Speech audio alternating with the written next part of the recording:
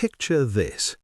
Two men in tailored suits sitting across from government officials discussing business ventures in South Africa. They shake hands, they smile, they look like any other successful entrepreneurs in 1960s London, respectable, connected, untouchable. Now picture something else, a warehouse in South London, the same men, a terrified debtor strapped to a chair, and tools that had nothing to do with scrap metal.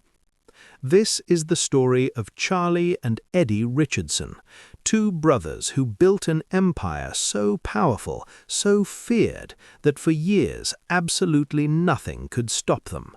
Not the police, not rival gangs, not even the whispers that spread through every pub and betting shop south of the Thames. Everyone knew what happened to people who crossed them, and everyone stayed quiet. But here's what makes their story so unsettling. They weren't hiding in the shadows, they weren't running from the law. They were operating in broad daylight, running legitimate businesses, filing tax returns, attending charity functions. The violence wasn't a secret, it was an open secret, and that's a very different thing. For years, South London belonged to them. Scrapyards, fruit machines, fraudulent companies that vanished overnight with hundreds of thousands of pounds, and underneath it all, a system of debt collection that would later shock a courtroom into silence. So how did two boys from Camberwell become the most feared men south of the river? How did they build a criminal enterprise that operated unchecked while police looked the other way? And what finally brought them down after years of seeming completely invincible? This isn't the story of their downfall, not yet. This is the story of the years before, the years when the Richardson brothers answered to no one, when debtors disappeared and competitors withdrew, and anyone who asked too many questions learned very quickly to stop asking. Before the trial, before the headlines, before the world found out what really happened behind closed doors, this is when nothing held them back. And that's where the real story begins. Camberwell in the 1930s wasn't a place that bred optimism. It was cramped terraces, bomb sites waiting to happen, and families scraping by on whatever work they could find. This is where Charles William Richardson was born in 1934, followed by his brother Edward 2 years later. Their father, Charles Sr., was a man who understood that rules were flexible if you were clever enough. He dabbled in small-time crime, nothing major but enough to show his sons that the straight path wasn't the only path. The war changed everything. German bombs flattened whole streets. But here's the thing about destruction. Someone has to clean it up, and someone has to profit from what's left behind. Scrap metal.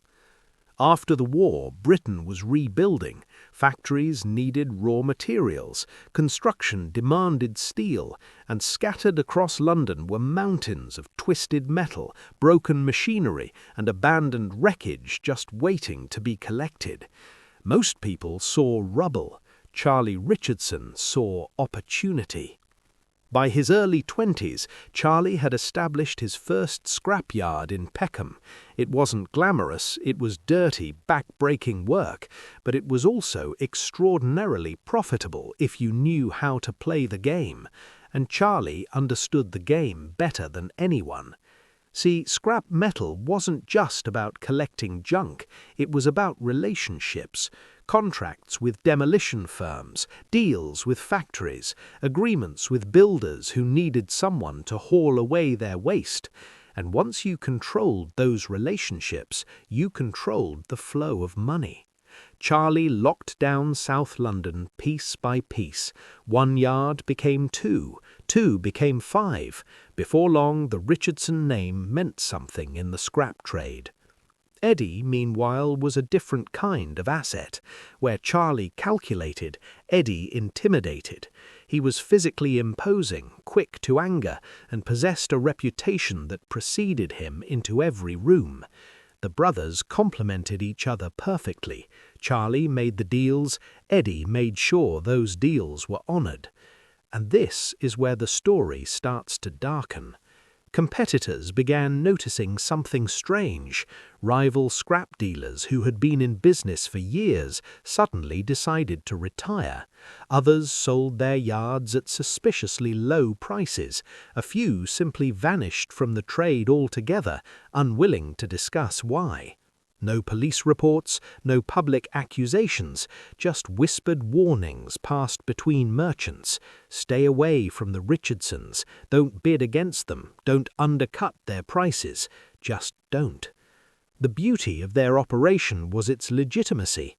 On paper, everything was clean. Taxes were paid. Contracts were filed. The Richardson brothers attended business meetings in pressed suits, speaking the language of commerce and enterprise.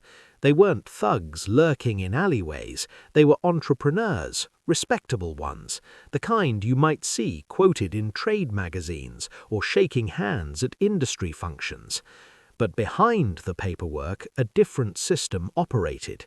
Debts were collected with absolute certainty, promises were kept because the alternative was unthinkable, and anyone who threatened their expanding empire faced consequences that were never discussed in polite company. By the late 1950s, the Richardsons controlled the scrap metal trade across most of South London. They had money, they had influence, they had a growing network of associates who understood exactly how business was conducted. The police, if they noticed anything unusual, showed no interest in investigating. After all, these were legitimate businessmen. What was there to investigate? Charlie Richardson would later reflect on these years with something close to nostalgia. In his telling, he was simply a hard-working entrepreneur who built something from nothing. The violence, he insisted, was exaggerated, the fear invented by jealous competitors and overzealous prosecutors. Maybe the scrapyards were just the foundation, a way to generate cash, establish credibility, and build the infrastructure for something far more ambitious. Because scrap metal, as profitable as it was, had limits, and the Richardson brothers weren't interested in limits. What came next would transform them from successful businessmen into something else entirely, something that would eventually require its own name in criminal history. But that wasn't the end of it. In fact, the real money hadn't even started flowing yet.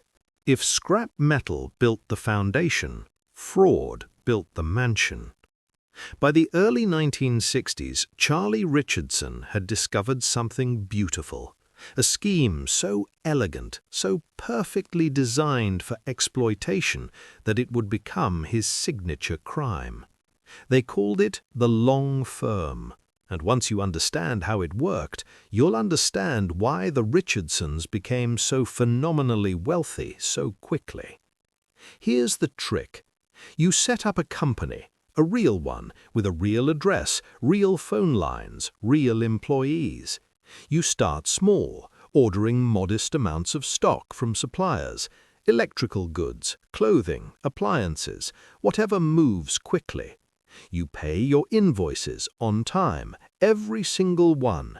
You build a reputation as a reliable customer. Suppliers love you. They extend your credit line. Then you extend it further and further. Months pass, your credit is spotless. Suppliers are practically begging to do business with you. So you place an enormous order, massive quantities of stock worth tens of thousands of pounds. It arrives at your warehouse, and then overnight, everything vanishes. The stock disappears, the company dissolves, the directors, whose names were never real to begin with, cannot be found. The warehouse is empty, the phone is disconnected, and the suppliers are left holding invoices that will never be paid. By the time anyone realizes what happened, the goods have been sold through back channels for pure profit. No taxes, no overhead, just cash. Charlie Richardson didn't invent the long firm, but he perfected it. He ran multiple operations simultaneously, each one meticulously planned, each one designed to collapse at precisely the right moment. Conservative estimates suggest these frauds generated hundreds of thousands of pounds. Some investigators believe the real figure was much higher. In 1960s money, we're talking about millions in today's terms. And because the companies were technically legitimate until they weren't, prosecution was nearly impossible. But fraud requires discipline, patience, and the Richardsons had another revenue stream that required something very different: fruit machines. Walk into almost any pub in South London during the mid-1960s and you'd find them. One-armed bandits, slot machines, call them what you like. They sat in corners, swallowing coins, paying out just often enough to keep people feeding them. Simple entertainment, harmless fun. Except there was nothing harmless about who owned them. The fruit machine business worked on placement. You convinced a pub landlord to put your machine in his establishment, and you split the takings. Easy money, passive income. The machines did the work while you collected the profits. But here's the problem: competition. Other suppliers wanted those same spots in those same pubs. So how do you convince a landlord to choose your machines over someone else's? The Richardsons had a very persuasive argument.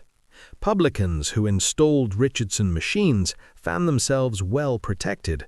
No trouble at their establishments, no mysterious break-ins, no rowdy customers causing expensive damage. Life was peaceful, life was profitable. Publicans who chose other suppliers experienced a different reality. Windows shattered, stock disappeared, customers were intimidated, strange men lingered outside, creating an atmosphere that drove away business.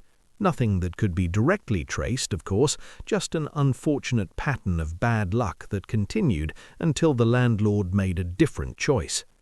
Within a few years, Richardson fruit machines dominated South London. Pubs from Peckham to Brixton, from Camberwell to Lewisham, all paying their weekly tribute. The cash rolled in steadily, reliably, week after week. And unlike the long-firm frauds, which required constant setup and execution, the machine empire essentially ran itself. Their headquarters sat on Camberwell Road, a modest office building that served as the nerve center of everything. This is where Charlie held court, where accounts were settled, where associates reported in, and where certain meetings took place that had nothing to do with scrap metal or fruit machines. Eddie Richardson operated from a different base, managing the enforcement side of operations. If someone owed money, Eddie knew about it. If someone needed persuading, Eddie arranged it. If someone had become a problem, Eddie solved it. The division of labor was seamless. Charlie was the brain, Eddie was the muscle. Together, they were becoming untouchable. And the money kept flowing. What's remarkable is how openly they operated. These weren't men skulking through back alleys, conducting business in whispers.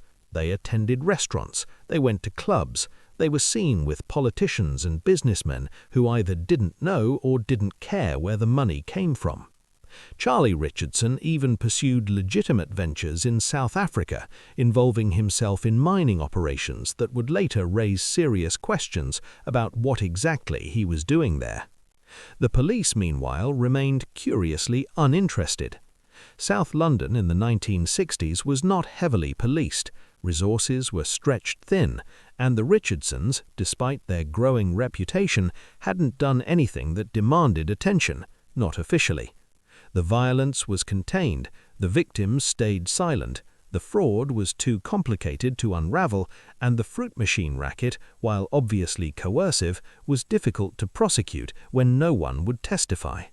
So the empire expanded. More machines, more frauds, more scrapyards, more associates drawn into the orbit of two brothers who seemed to have everything figured out. But here's the thing about empires built on fear. They require maintenance. Debts must be collected, examples must be made, discipline must be enforced. And the methods the Richardsons employed to maintain their grip on South London would eventually become the stuff of courtroom horror. Rumours spread through the underworld, stories about what happened to people who didn't pay, whispers about a warehouse where debts were settled in ways that had nothing to do with money. Tales so disturbing that many dismissed them as exaggeration, as mythology designed to enhance the Richardson reputation. They weren't mythology. What happened in that warehouse would later shock a nation, but at the time it remained hidden, an open secret that everyone knew and no one discussed. And that's where the story gets much darker. There was a phrase that circulated through South London in those years, "going to see the Richardsons." It was said quietly, usually with a look that conveyed more than words could. Everyone understood what it meant, and everyone prayed it would never be said about them. The warehouse sat in an unremarkable part of Camberwell. From the outside, it looked like any other industrial building. Trucks came and went, workers moved about, nothing to attract attention. But certain people were brought there for meetings that had nothing to do with legitimate business. These gatherings had their own name. The staff called them board meetings. The dark humor wasn't accidental.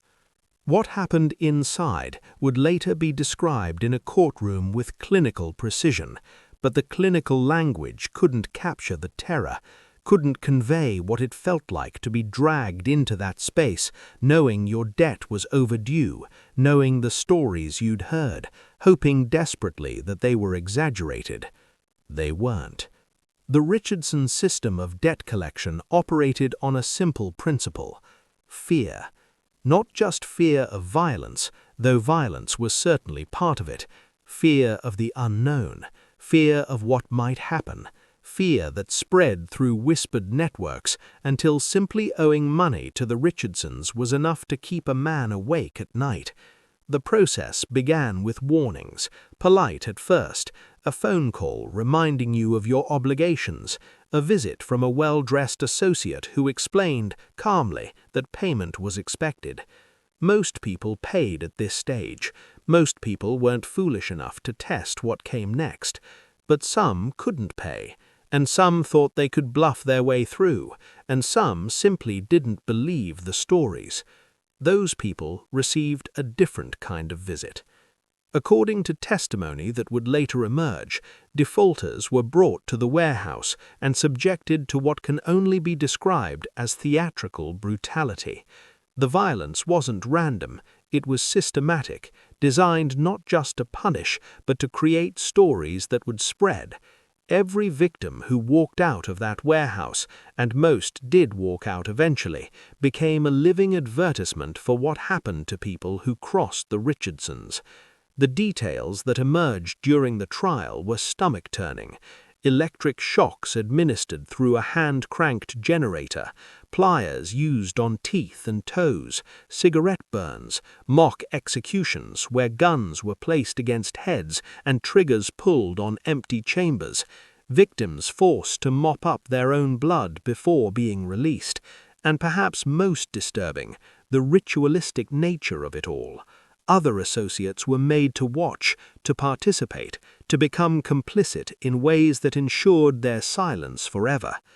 At the center of this operation stood a man whose name would become synonymous with Richardson brutality, Frank Fraser, known universally as Mad Frankie, a career criminal who had spent years in and out of prison, who had been certified insane on multiple occasions, and who approached violence with an enthusiasm that unnerved even hardened criminals. Fraser was Eddie Richardson's closest associate. His role was enforcement in its purest form. When messages needed sending, Frankie delivered them. When examples needed making, Frankie obliged. His reputation was such that simply mentioning his involvement in a debt collection matter often proved sufficient. Nobody wanted Frankie Fraser taking a personal interest in their affairs. Years later, Fraser would dispute much of what was said about him. He insisted the torture stories were fabricated by police, exaggerated by prosecutors, invented by witnesses seeking reduced sentences of their own. In his telling, he was a straightforward criminal who used his fists when necessary, but never engaged in the sadistic theatrics described at trial. Maybe he was telling the truth, or maybe decades of reflection had softened the memories, or maybe he understood that admitting to such things, even years later, would confirm a legacy he'd rather revise. But here's what's undeniable. People were terrified. Not mildly concerned, not cautiously respectful. Terrified. The kind of fear that made men sell their businesses at a loss just to escape a debt. The kind of fear that kept victims silent for years, even after the Richardsons were behind bars. The kind of fear that doesn't emerge from exaggeration. Something happened in that warehouse, something that created a network of traumatized individuals who wanted nothing more than to forget, something that gave the Richardson name its particular weight. And the truly disturbing part, the system worked. Debts were paid, businesses were surrendered, rivals withdrew. The violence, however extreme, served its purpose. It was an investment in reputation that paid dividends daily. Every story that spread, every whispered warning, every nervous glance when the Richardson name was mentioned, all of it reinforced an empire built on the certainty that crossing them meant suffering consequences too horrible to contemplate. The police must have known, or at least suspected, too many victims, too many whispers, too many frightened men who flinched at certain questions. But proving anything required witnesses, and witnesses had a way of developing sudden amnesia when the Richardson name came up in interviews. One former associate, speaking years after the trials, described the genius of the system. The Richardsons understood that a man who's been tortured and released becomes more valuable than a man who simply disappears. Disappearances create questions, investigations, attention. But a broken man who returns to his life, who pays his debt and warns others to do the same, who carries the memory of that warehouse with him forever, that man becomes a messenger, a living testament to Richardson power. And so the empire continued, untouched, unthreatened, protected by a wall of silence built from human terror. Charlie Richardson, in later years, always maintained his distance from the violence. He was a businessman, he insisted, a strategist. If certain associates employed harsh methods, that was their affair. He knew nothing about electric shocks or extracted teeth. He was in meetings, on phone calls, managing the legitimate operations that required his attention. Eddie never offered the same denials. He simply didn't discuss it. His silence on the matter was perhaps more revealing than any confession. The truth, whatever it was, remained locked behind the fear, behind the closed doors of that warehouse, behind the haunted eyes of men who would carry their memories to their graves. But empires built on fear have a weakness. They require constant maintenance. They demand new examples, fresh demonstrations, continued proof that the threat remains real. And eventually, fear alone isn't enough to keep everyone in line, especially when another empire operates just across the river, an empire run by two brothers every bit as ambitious, every bit as ruthless, and every bit as determined to be the most powerful criminals in London. The Krays had been watching, and the uneasy peace between East and South London was about to become something far more dangerous.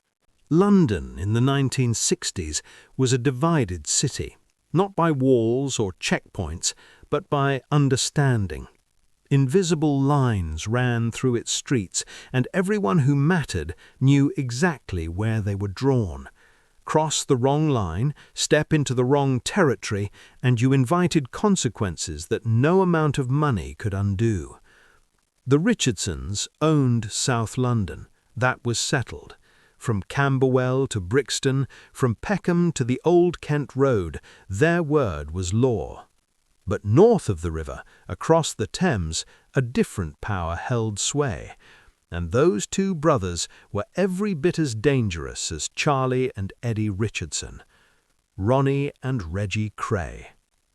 The Krays operated from the East End, Bethnal Green, Whitechapel, Bow, working-class neighbourhoods where their family had roots going back generations. They ran protection rackets, nightclubs, gambling operations. They cultivated celebrity connections, hobnobbing with actors and musicians and politicians who found their company thrilling.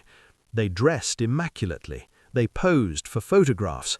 They understood the power of image in ways that the Richardsons never quite matched. But beneath the glamour, the Krays were killers. Ronnie, in particular, possessed a capacity for violence that went beyond business necessity. He enjoyed it, needed it.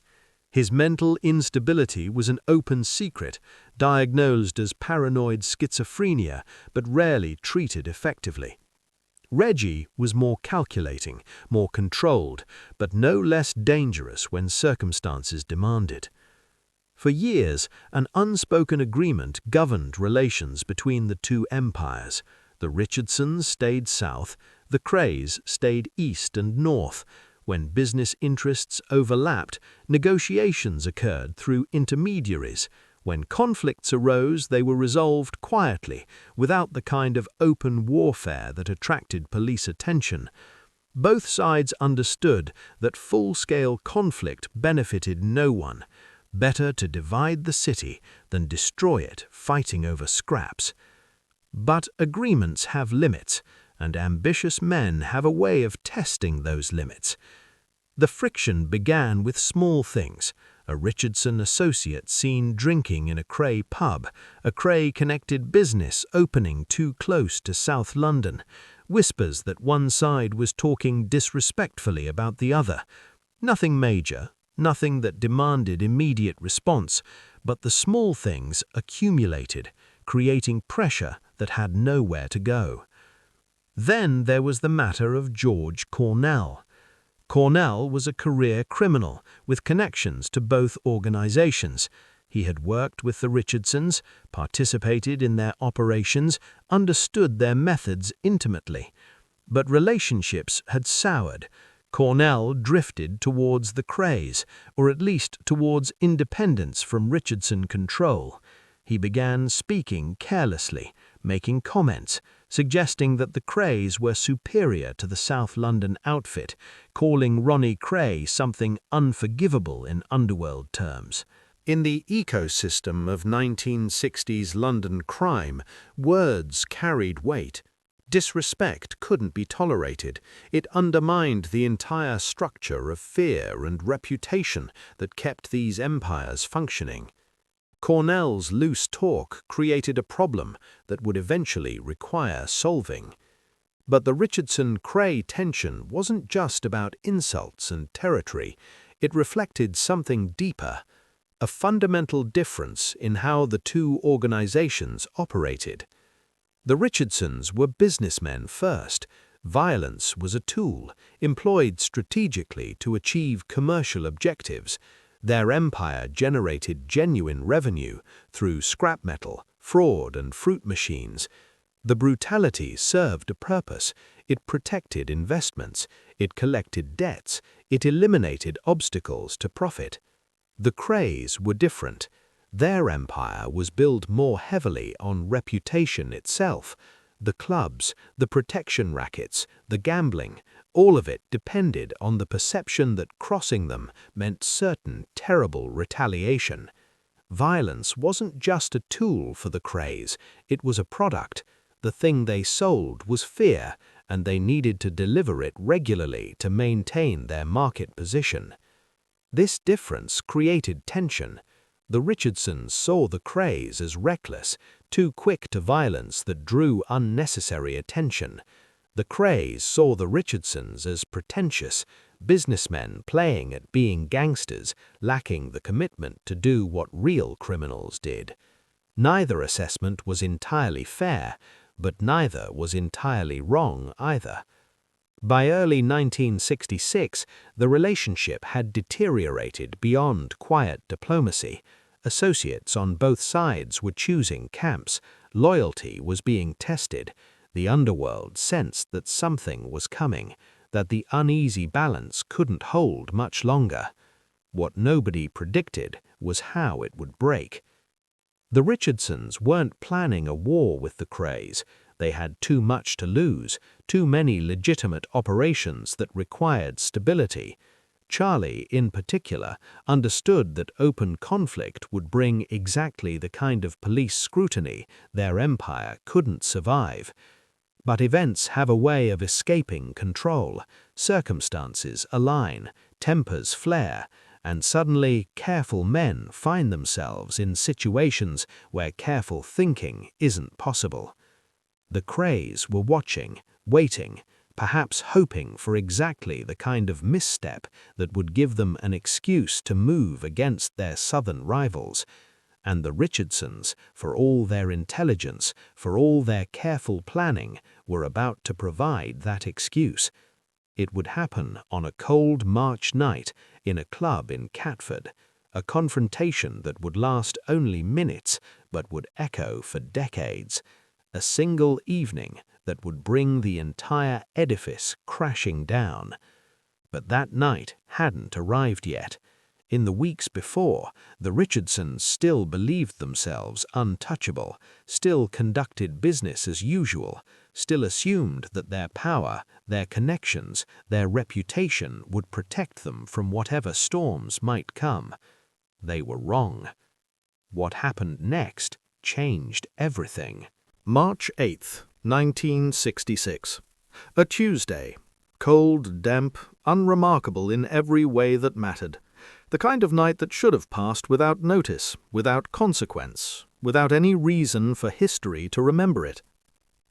Mr. Smith's club sat on Rushy Green in Catford, a drinking establishment with a reputation for attracting a certain clientele, criminals, associates, men who preferred to conduct business away from prying eyes. On any given night, you might find members of various South London outfits sharing drinks, talking deals, maintaining the complex web of relationships that kept the underworld functioning. That Tuesday, the club was busier than usual. Among those present were several Richardson associates, including Eddie Richardson himself and Frankie Fraser. The atmosphere was tense. Rumors had been circulating for weeks about challenges to Richardson authority, about men who thought the brothers were losing their grip, about opportunities for those bold enough to seize them. The precise details of what happened next remained disputed even decades later. Different witnesses offered different accounts. Loyalties colored memories. Fear shaped testimonies. But certain facts are beyond question. A confrontation erupted. What began as words became pushing, pushing became punches, and then, in the confined chaos of that club, guns appeared. The violence was sudden and overwhelming. In the space of minutes, the club transformed from a drinking establishment into a battlefield.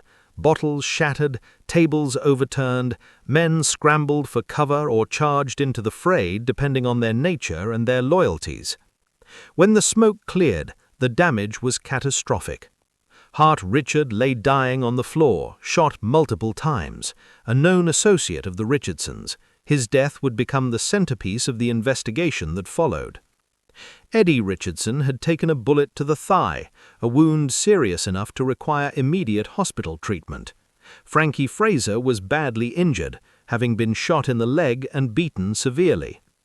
Others nursed wounds of varying severity, while some had fled into the night, wanting no part of what would inevitably come next. Police arrived to find a scene of carnage. This wasn't a quiet underworld dispute resolved behind closed doors. This was a public bloodbath, with a body on the floor and wounded men being loaded into ambulances. The kind of incident that made headlines, the kind that demanded official response. And this is where the Richardson empire began its collapse. See, for years the brothers had operated in shadow. Their violence was contained, private, deniable. Victims didn't report, witnesses didn't testify. The police, whether through inability or unwillingness, maintained a comfortable distance. But Mr. Smith's club changed the equation entirely. A man was dead. Multiple men were wounded. The incident occurred in a public venue with numerous witnesses, hospital records, documented injuries. There was no containing this, no quiet resolution, no pretending it hadn't happened. The investigation that followed was unlike anything the Richardsons had faced before. Detectives descended on South London with resources and determination that had previously been absent. They started asking questions, lots of questions, and suddenly people who had been silent for years found reasons to talk. It's worth pausing to understand why the silence broke so quickly. Fear is powerful, but fear has limits. The Richardsons had maintained control through the certainty of consequence. Cross them and you would suffer. But with Eddie in hospital, with the organization clearly under assault, with police actively investigating, that certainty wavered. For the first time, cooperating with authorities seemed less dangerous than staying silent. Witnesses emerged. Victims who had nursed their traumas privately for years suddenly found the courage to speak. Stories about the warehouse, about the board meetings, about electric shocks and extracted teeth and all the horrors that had been whispered about for so long. What had been rumor became testimony. What had been mythology became evidence. The timing couldn't have been worse for the Richardsons. Just days after Mr. Smith's club, on March 9, 1966, George Cornell walked into the Blind Beggar pub in Whitechapel, East End territory, Kray territory. He sat at the bar, ordered a drink, and waited for whatever he was waiting for. Ronnie Kray walked in shortly after. Without hesitation, without discussion, he approached Cornell and shot him through the head at point-blank range. Cornell died instantly, slumped over his drink while the jukebox played on. The murder of George Cornell did several things simultaneously. It eliminated a man who had insulted Ronnie Kray, it sent a message to anyone else considering similar disrespect, and it diverted police attention at the exact moment the Richardson investigation was building momentum. But here's the crucial point. Cornell's murder also tightened the net around the Richardsons. Police now had two major incidents within days of each other, two criminal organizations clearly at war, two sets of bodies requiring explanation. The pressure to act, to be seen acting, became irresistible. Charlie Richardson was arrested in the weeks that followed, then Eddie, still recovering from his gunshot wound, then Frankie Fraser, then associate after associate, as the investigation expanded to encompass the full scope of Richardson operations. The charges were extensive: grievous bodily harm, assault, fraud, demanding money with menaces, and the centerpiece that would capture public imagination, torture. The trial, which began in April 1967, would become known as the torture trial. It ran for weeks. The prosecution presented witness after witness describing their experiences at Richardson hands. The electric shock device, the pliers, the mock executions, details that seemed almost medieval in their cruelty. Charlie Richardson maintained his innocence throughout. He was a businessman, he insisted, a legitimate entrepreneur targeted by overzealous prosecutors and lying witnesses with grudges to settle. The torture allegations were fabrications, invented by police and rehearsed by criminals seeking favorable treatment for their own cases. The jury didn't believe him. On June 7, 1967, Charlie Richardson received a sentence of 25 years. 25 years, one of the longest sentences ever handed down for non-murder offences in British legal history. Eddie Richardson received 10 years. Frankie Fraser, already serving time for his role in the Mr. Smith's Club affray, would see his sentence extended significantly. The Richardson empire was finished. In a matter of months, an organisation that had dominated South London for nearly a decade had been dismantled entirely. The scrapyards continued under different management. The fruit machine territory was absorbed by other operators. The fraud networks dissolved without their architect, and the warehouse, where so many had suffered, stood empty, its purpose concluded. The Krays would follow their rivals into custody, though not until 1968. Their downfall was separate but related, part of the same police crackdown on organised crime that Mr. Smith's Club had triggered. By the end of the decade, both of London's great criminal dynasties had been destroyed.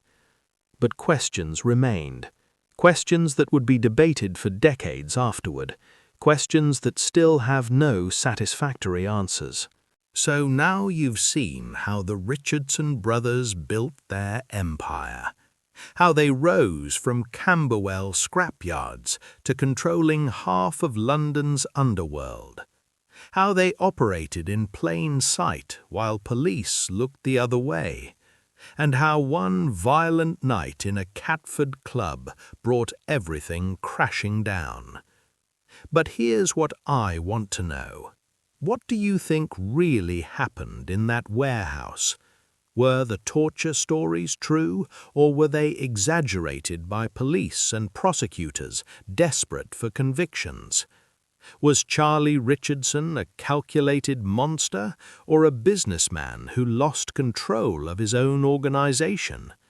And why did the authorities ignore the Richardsons for so long, only to move against them when rival gang violence made headlines? Drop your thoughts in the comments below. I read every single one, and some of the best insights on this channel come from viewers who know details that never made it into the official histories.